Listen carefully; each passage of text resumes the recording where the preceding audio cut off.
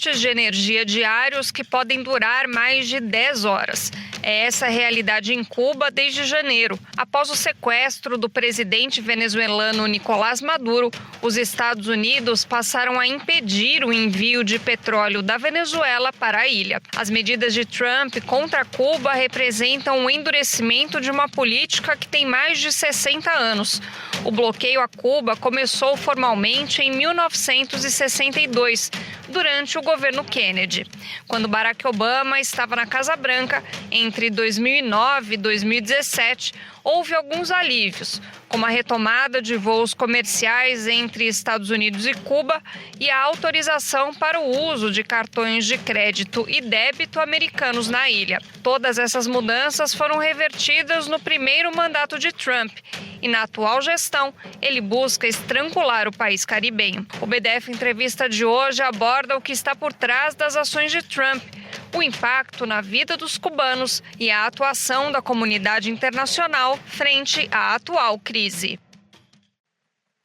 Olá, começa agora mais um BDF Entrevista. Eu sou Raquel Setz e é um prazer te ter aqui em mais um programa. O Brasil, de fato, vem acompanhando bem de perto a situação em Cuba, inclusive com o nosso correspondente lá em Havana. E hoje, para a gente se aprofundar nesse tema, eu recebo aqui a Jana Silverman. Ela é professora de Relações Internacionais, está como professora visitante na Universidade Federal do ABC e também é coordenadora de Relações Internacionais do Democratic Socialists of America, o grupo do Zohran Mamdani, prefeito de Nova York. Obrigada, Jana, por você estar aqui com a gente. Obrigada, Raquel, por me convidar. Sempre um prazer estar aqui com o Brasil de Fato. Vamos lá, então. A gente mostrou ali no VT que essa política de bloqueio econômico a Cuba não é nova, começou lá em 62 com o Kennedy, começou na época da Guerra Fria, em que para os Estados Unidos ter um país aliado à União Soviética ali, bem quase no seu quintal, né, no que eles consideravam seu quintal, era algo muito incômodo. Mas o que explica essa investida do Trump contra Cuba em 2026, levando em conta que Cuba é um país pequeno, pobre, sem um exército forte, sem recursos, o que explica isso? Então, primeiro eu acho que, como você mencionava, isso não é uma política nova, ou seja, de fato, a política começou em 1960, sobre apenas 6 meses depois da Revolução Cubana ter triunfado, no processo de nacionalização de propriedades, sobretudo fazendas norte-americanas, sobretudo de cana-açúcar. O presidente de então, Eisenhower, já colocou, via o que a gente consideraria tipo medida provisória, ou restrições na venda, na exportação de produtos americanos para Cuba e importação de produtos cubanos. Então, o que Kennedy fez em 62 foi apenas formalizar uma política que já começou 2 anos atrás. E é uma política que, com os altos e baixos, vai-vens, que continua sobre todos os governos norte-americanos, seja do Partido Democrata ou seja do Partido Republicano. Claro que vimos uma intensificação dessa política, se tomamos como recorte, por exemplo, esse momento pós-Guerra Fria. Claro, houve uma intensificação em 92, sobre o governo do George Bush Sr., e como você bem falou, agora você teve primeiro uma reversão das políticas de abertura que foi implementado sobre Obama, principalmente entre 2012 e 2015, que foi revertida por Trump no primeiro mandato. O Biden fez pouco para retornar às situações mais de abertura durante os 4 anos do mandato dele, e o Trump, enfim, aí agudiza ainda mais, digamos, as políticas que ele mesmo reinstalou após esse período de abertura do Obama. Então, aí, claro que tem várias razões, ou seja, a razão mais óbvia é a questão ideológica, ou seja, você, dentro do governo Trump, você tem uma linha ideológica que é comandada por figuras nefastas como Steve Bannon, como Steven Miller, que dirige o programa contra os migrantes que residem nos Estados Unidos, e tem o próprio Marco Rubio, o secretário de Estado, que é de origem cubana. Então, eu acho que não é mera coincidência que os três grandes alvos dos Estados Unidos, no primeiro ano e 3 meses do governo Trump 2, tem sido a Venezuela, o Irã e agora a Cuba, que é claramente na mira. Então, eu acho que não é uma questão de interesses econômicos, porque realmente Cuba não é muito diferente do que a situação, por exemplo, com a Venezuela, que tem grandes recursos de petróleo, grandes possibilidades em termos de agroexportação também. É uma questão meramente simbólica e ideológica, eu acho. É um aceno também para aquele eleitorado da Flórida que é formado por pessoas que fugiram de Cuba após a Revolução e que são loucas para derrubar a experiência socialista em Cuba? Não, claro. Eu diria sobre essa questão dos eleitores na Flórida. Primeiro, nós estamos falando de a grande maioria são de segunda e até alguns casos terceira geração de pessoas que têm saído de Cuba. Então, você até tem um contingente crescente de jovens cubano-americanos, ou seja, americanos descendentes de cubanos, que estão em contra dessas políticas de estrangulação econômica e política da ilha. Ou seja, claro que é uma minoria, mas você vê que as pessoas cubano-americanos que têm muitos anseios de visitar parentes, visitar os lugares para aprender mais sobre sua própria ancestralidade, estão bloqueados de visitar e de apoiar suas famílias de maneira monetariamente. Então, aí você tem, eu acho que por mais que, claro, esse é uma realidade, tem os cubano-americanos da extrema-direita na Flórida, e aliás, não só na Flórida, você tem agora a comunidade de imigrantes cubanos de primeira e segunda geração que crescem mais, hoje em dia, inclusive, perto de Nova York, em uma cidade chamada Jersey City. Então, e outra coisa para mencionar sobre a Flórida, os demócratas já perderam a votação a nível estadual na Flórida já faz tempo. A Flórida teve mudanças demográficas, mudanças políticas, em que já o estado claramente no campo da direita e até extrema-direita. Vamos pensar, por exemplo, o governador atual, Ron DeSantis, que foi reeleito uns anos atrás, com números muito altos de votação, mais de 60%.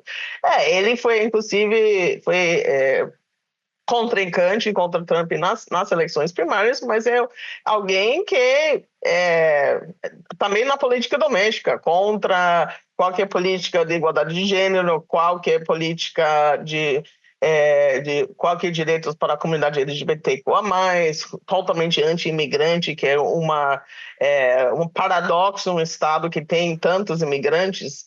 Então, eu acho que a contingente eleitoral de Flórida é importante, mas eu acho que é mais alinha a questão ideológica dentro do partido e dentro desse projeto MAGA do Trump, em particular, que está estimulando essa política.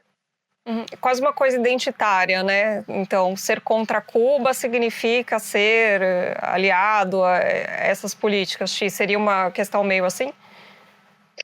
Não, isso é algo que vimos também na América Latina, ou seja, qualquer pessoa que acha que não deveria implementar uma política mais humanitária ou respeitar os grandes sucessos de Cuba em áreas como a medicina, as ciências, etc., são tildados como comunistas, ou seja, faz parte dessa questão, né? Aqui temos a demonização do Foro de São Paulo, que vai para Cuba, etc.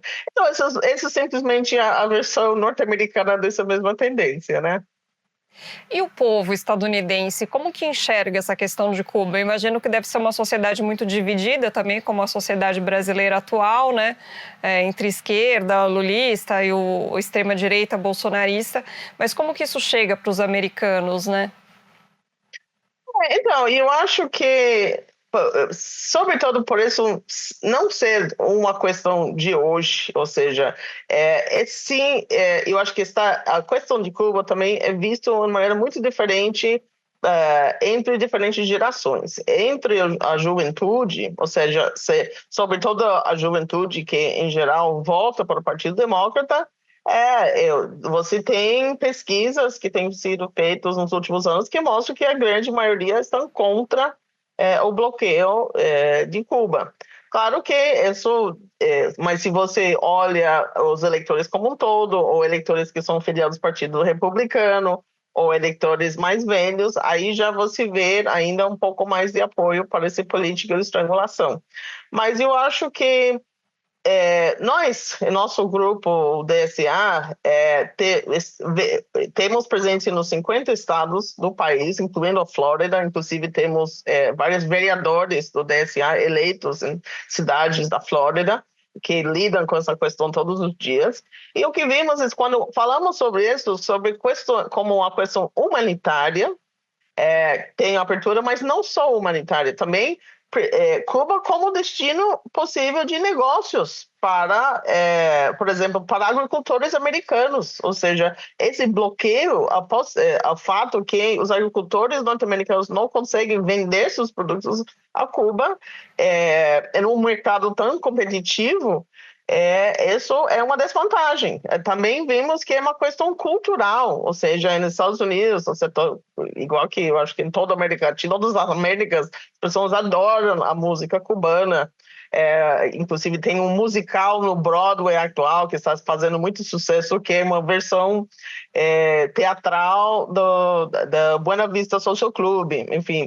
Então a questão cultural de Cuba tem altíssimo interesse por essa parte do povo norte-americano e por ter esse bloqueio no livre direito de ir e vir de Cuba para visitar, para ter essas experiências culturais em loco. Isso também é uma perda para o povo americano. Então, quando a gente fala sobre essa questão do bloqueio, não apenas colocamos isso em questões como uma questão política, mas também uma questão também de cultural, questão de oportunidade de negócios, é uma questão meramente que não desligada a questões partidárias, mas de direitos humanos. Ou seja, todo mundo deveria ter o direito acesso à comida, acesso à medicina, acesso à energia hoje em dia. Então, nesse tipo de diálogos, esse tipo de abordagens, temos muito sucesso em convencer as pessoas para se opor ao bloqueio contra Cuba. Uhum. Você, como a gente falou no início do programa, é coordenadora de relações internacionais do Democratic Socialists of America, né, o grupo dos socialistas democráticos dos Estados Unidos, que é um grupo, como você me explicou, que utiliza o Partido Democrata para conseguir se eleger, como foi o caso do Zohran Mamdani, mas é um grupo independente, né? E aqui para a gente na América Latina, para a esquerda latino-americana, num modo geral, Cuba, por mais que se tenha críticas a fazer alguns aspectos do governo, enfim, do tipo de socialismo que é praticado lá, ele é um exemplo de resistência e de povo que conseguiu avançar muito em questões como saúde, educação, segurança, cultura, esportes. Como que a esquerda socialista estadunidense enxerga Cuba?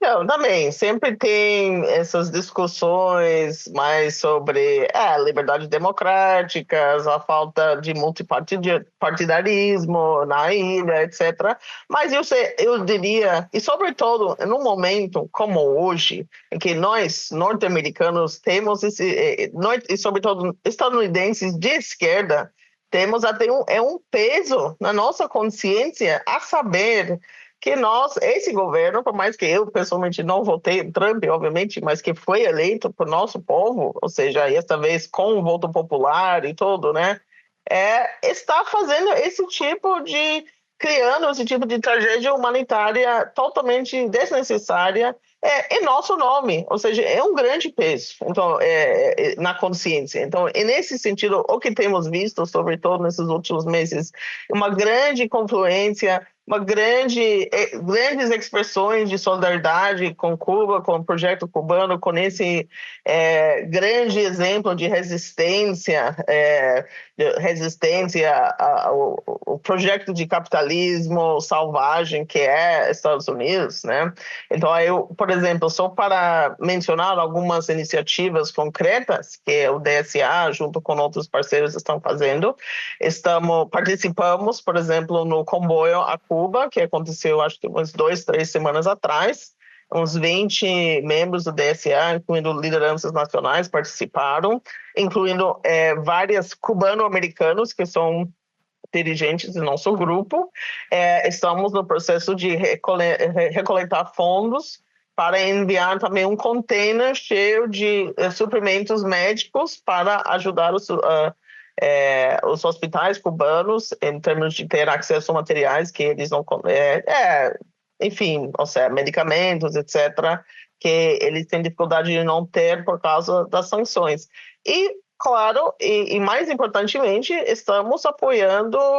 tem um projeto de lei que foi introduzido, eu acho que foi 2 semanas atrás, que seria para forçar o Trump a retirar essa última ordem executiva que intensificou o bloqueio e principalmente cortando os fontes de combustível, envios de combustível à ilha, a Cuba. Então, aí vamos fazer, por exemplo, semana que vem, um dia de lobby, que pessoas de todo o país vai se confluir em Washington para pressionar dos deputados federais, dos senadores, a apoiar esse projeto de lei. E pelo menos, se não conseguimos levantar o bloqueio como um todo, primeiro temos que terminar esse estrangulamento que está impactando todos os aspectos da vida do povo cubano de uma maneira negativa hoje em dia. Então, eu diria que realmente temos uma certa unidade dentro da esquerda norte-americana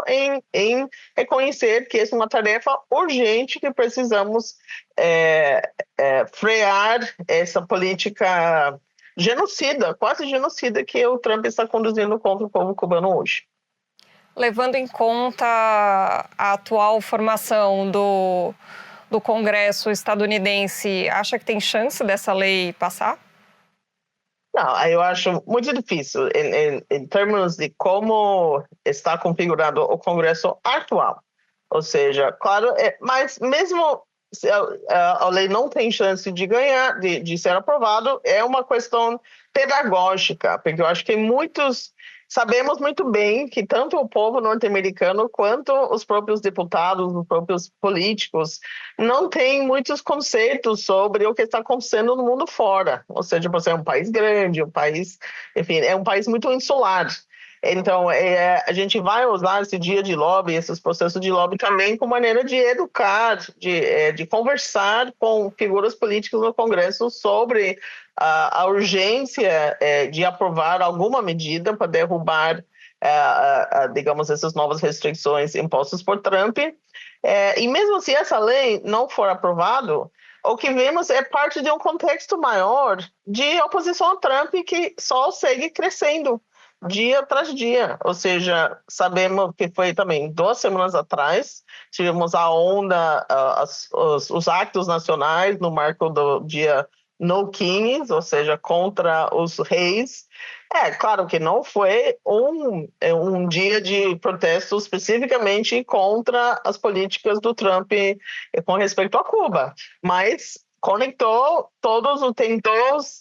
conectar muitos dos fios, ou seja, da política doméstica, de recortes no número de servidores públicos que trabalham nos sistemas de saúde para os veteranos de guerra, o Veterans Affairs, contra, obviamente, a política migratória absolutamente criminosa que está acontecendo nos Estados Unidos hoje, e, obviamente, agora conectando isso com a política externa, focado em derrubar governos soberanos, ou seja, para roubar, por razões ideológicas e para roubar seus recursos naturais. Então, aí o que estamos vendo é um número crescente de políticos e das pessoas, ou seja, estar totalmente em contra desse guerra interna e guerra externa que vemos espelhados na política do Trump hoje em dia. Uhum. E como que está a questão lá em Cuba, né? Quais são os impactos? A gente mostrou ali que, inclusive em Havana, né, estão acontecendo apagões diários de mais de 10 horas, às vezes 12 horas. Como que está a vida do povo cubano sob esse novo bloqueio? Então, eu pessoalmente não tive a oportunidade de viajar a Cuba nesse comboio que aconteceu 3 semanas atrás, mas ouvindo dos companheiros que foram, não, realmente, uma situação, dizer trágica é pouco, né? Estamos, para colocar em contexto, nesse bloqueio que mencionamos, que de fato começou em 1960 e de julho começou em 1962, tem estimativas que já, até agora, causou mais de US$ 1 trilhão de perdas econômicas para a ilha. E isso, em algumas estimativas, isso termina sendo algo entre 3 e 4 bilhões de dólares em termos de perdas econômicas em média.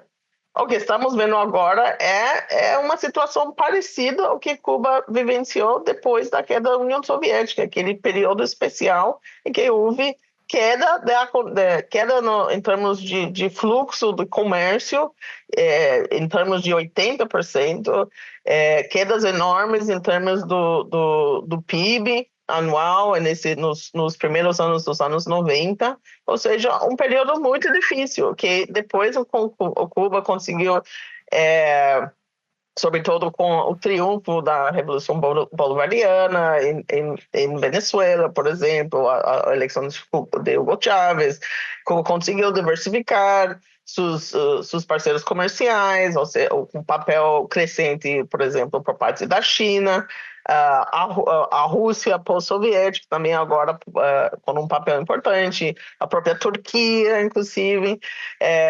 Então, nesse contexto, estamos, enfim, voltando ao passado, em termos de um passado muito trágico, que foi aquele momento dos anos 90, então, e muito focado nessa questão do acesso à energia. Não ter energia significa que você não tem combustível. Então, não é só uma questão de não ter combustível para o seu carro, ou para os ônibus, ou para os táxis, ou para os Ubers. É não poder ter caminhão de lixo passando. É não ter combustível para o trator, para a colheita no campo, né? É não ter energia para os hospitais. Ou seja, inclusive... enfim, ou seja, áreas que precisam de energia urgentemente, que literalmente é uma questão de vida ou morte.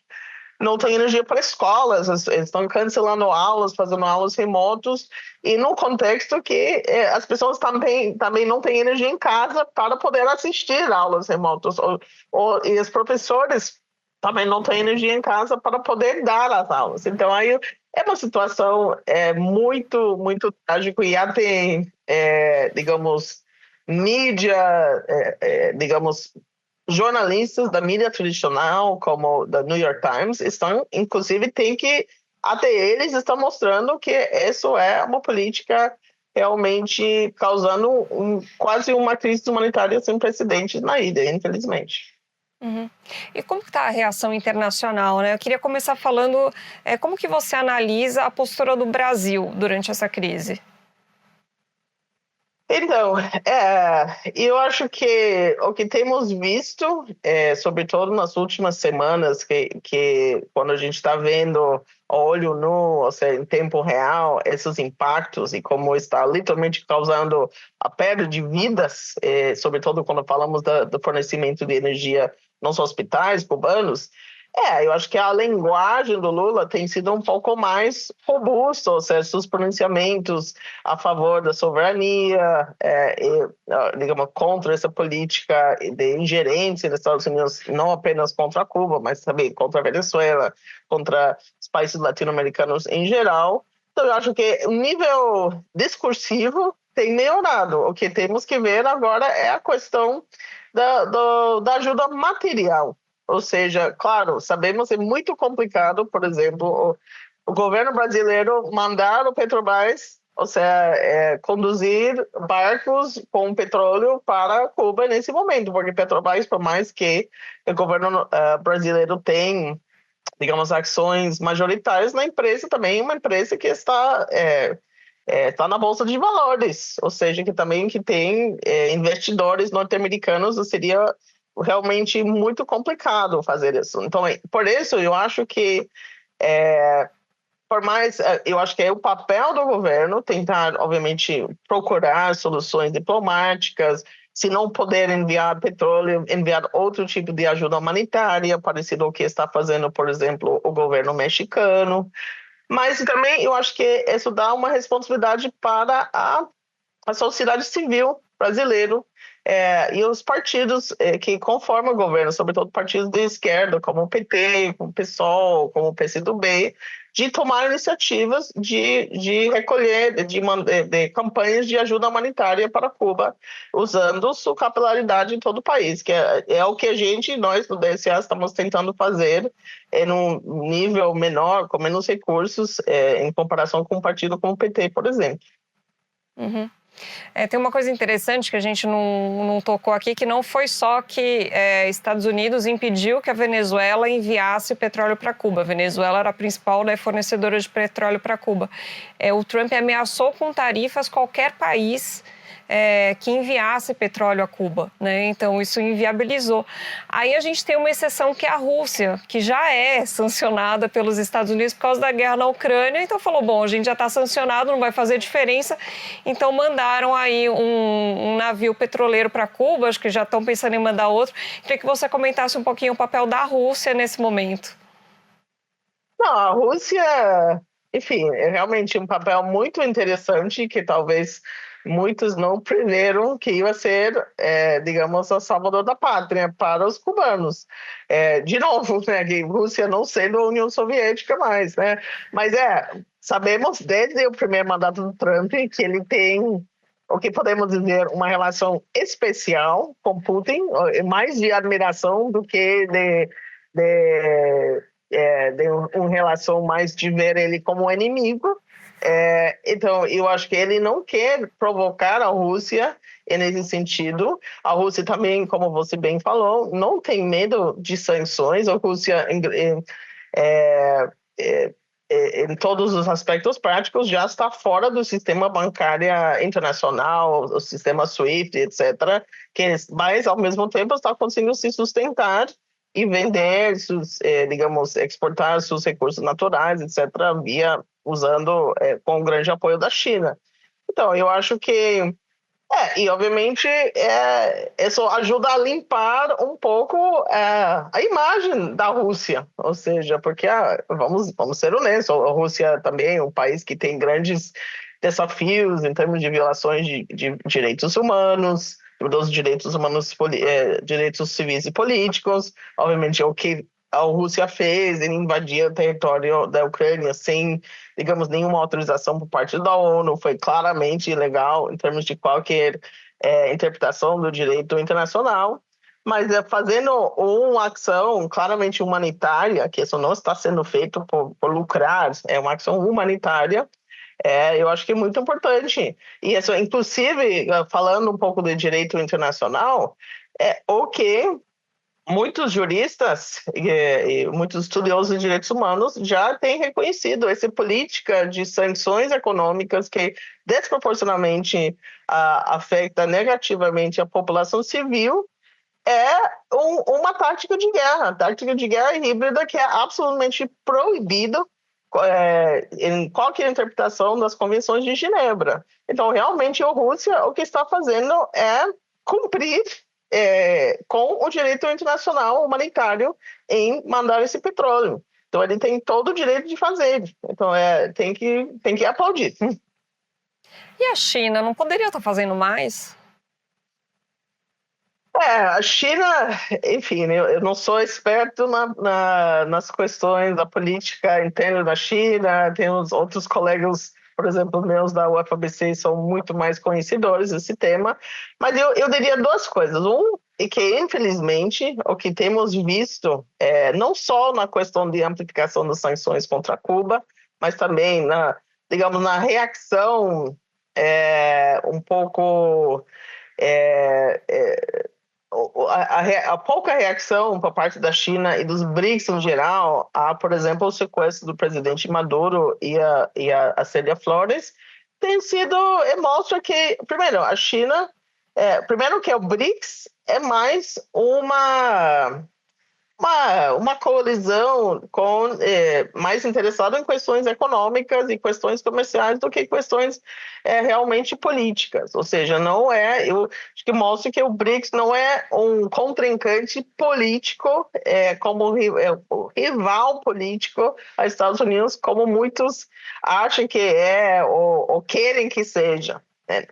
Segundo, a China, enfim, China também, sua estratégia de tornar outro país, digamos, hegemônico, ou país que poderia disputar um mundo que ainda, por bom ou ruim, ainda é bastante unipolar em termos da hegemonia norte-americana, realmente quer fazer isso pela via econômica e não para a disputa política.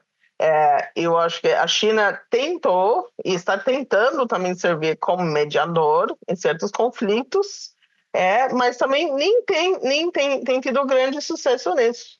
Nem na questão cubana, e, por exemplo, a China não teve um papel importante em mediação, por exemplo, no conflito agora entre Estados Unidos e Irã, por mais que queria, e também não teve um papel efetivo como mediador no conflito ou no genocídio que aconteceu por parte do governo israelita contra o povo palestino desde 2023. Então, eu acho que a situação de China é complicado. A grande ação que a China está fazendo é mandar arroz e mandar placas solares, ou seja, como doações. Mas isso também, sobretudo a questão de placas solares, faz que crie uma certa dependência dos cubanos na tecnologia china, porque em algum momento a placa solar vai quebrar, vai ter que trocar a bateria, isso cria uma certa dependência em usar essa tecnologia china no futuro.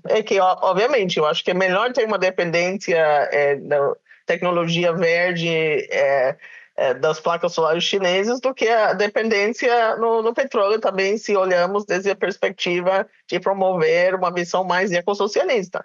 Mas, ao mesmo tempo, eu acho que mostra que a China realmente tem mais interesses econômicos, comerciais do que políticos nessa situação, infelizmente. Uhum. E é importante agora para Cuba tentar diversificar, né, sua matriz energética, porque essa crise está acontecendo porque o sistema energético em Cuba é abastecido basicamente por termoelétricas, que precisam de combustível. E aí, então, agora está havendo esse esforço para tentar energia solar, energia eólica, e aí a China está fazendo um papel importante também, né, de ajuda nessa transição. Não, absolutamente, e é uma coisa que também já desde faz vários anos, ou seja, nesse momento da pandemia para frente, que o governo cubano já tem iniciativas trabalhando com China, trabalhando com outros fornecedores dessas, digamos, da tecnologia, dos equipamentos para promover o uso mais de energias renováveis na ilha. A energia solar tem seria óbvio que seria uma excelente fonte. Energia eólica também, sabemos que a Cuba se situa em uma área com muitos ventos, muitos furacões, inclusive, né? Mas é um processo que vai demandar tempo, ou seja, não é uma implementação nesse tipo de fontes energéticas. Nenhum país consegue fazer isso de um dia para outro. E realmente Cuba não tem outra opção, tirando essas fontes renováveis novos. Por exemplo, a hidroelétrica não é uma opção em Cuba, porque não tem grandes rios igual que a gente tem aqui no Brasil. Não tem, e muito menos que tem a opção de usar energia nuclear, que é a grande fonte energética, por exemplo, do Irã. E muitas partes dos Estados Unidos também, e da Europa também, é importante mencionar. Então, eu acho que é a saída, mas infelizmente a saída é mais uma saída de médio e longo prazo do que de hoje. Da sua visão, a experiência socialista de Cuba vai passar por essa crise, vai sobreviver? Como você enxerga isso? E queria levar em conta também que hoje a Revolução Cubana já tem mais de 60 anos, né? 59, 67 anos.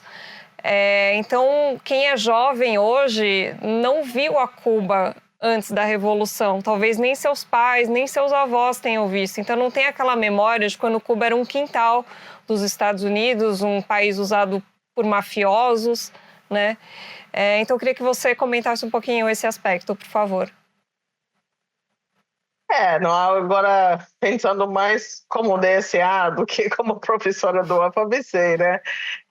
Eu acho que, sim, o que você acabou de falar digamos, você tem uma memória geracional, mas não uma memória, digamos, digamos, direta das pessoas de como foi a Cuba antes da Revolução, né?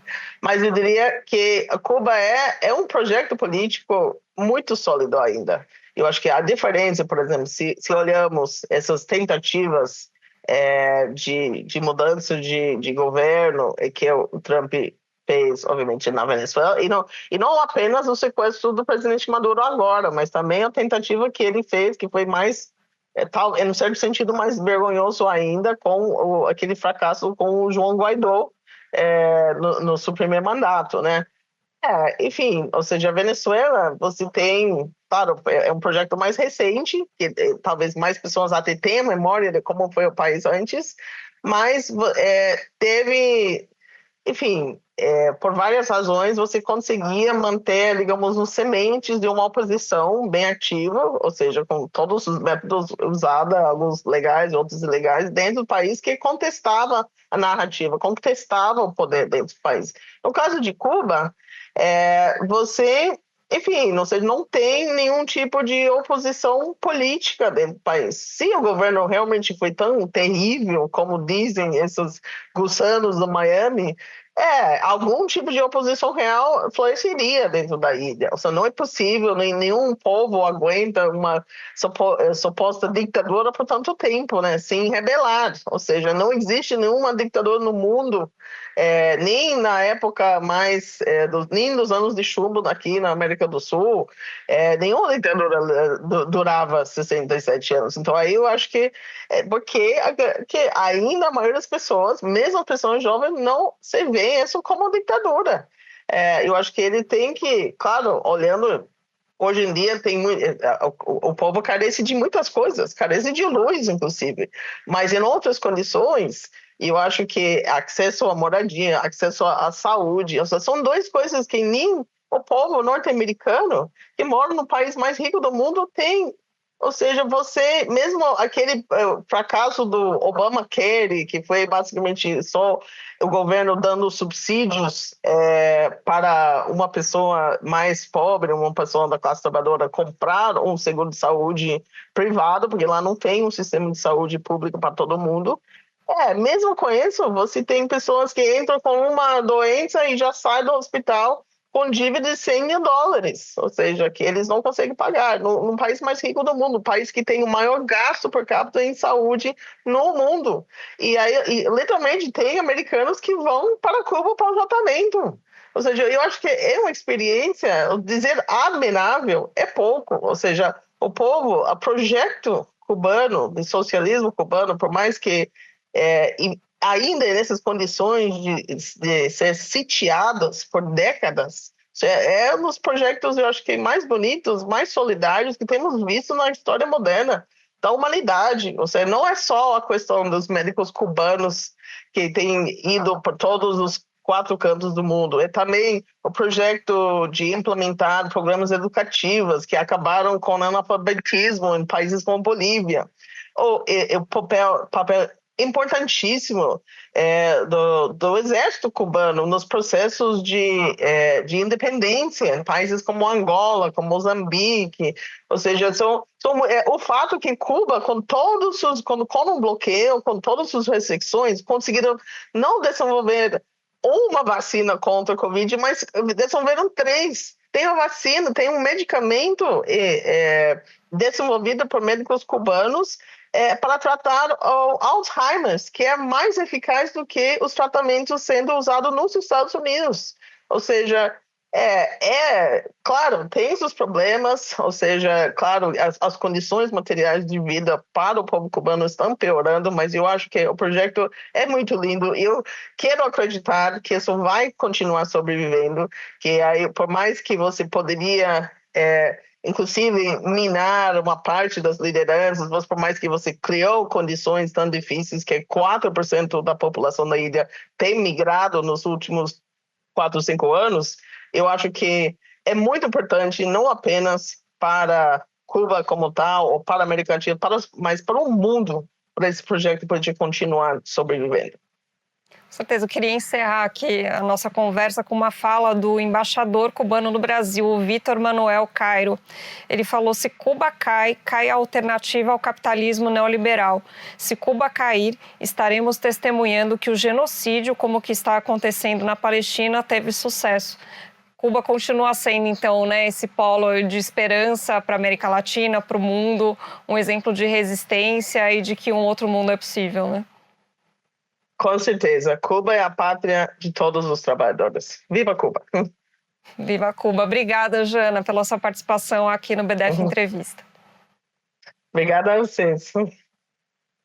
E assim a gente encerra mais um programa. Obrigada pela sua companhia e até a próxima. Tchau!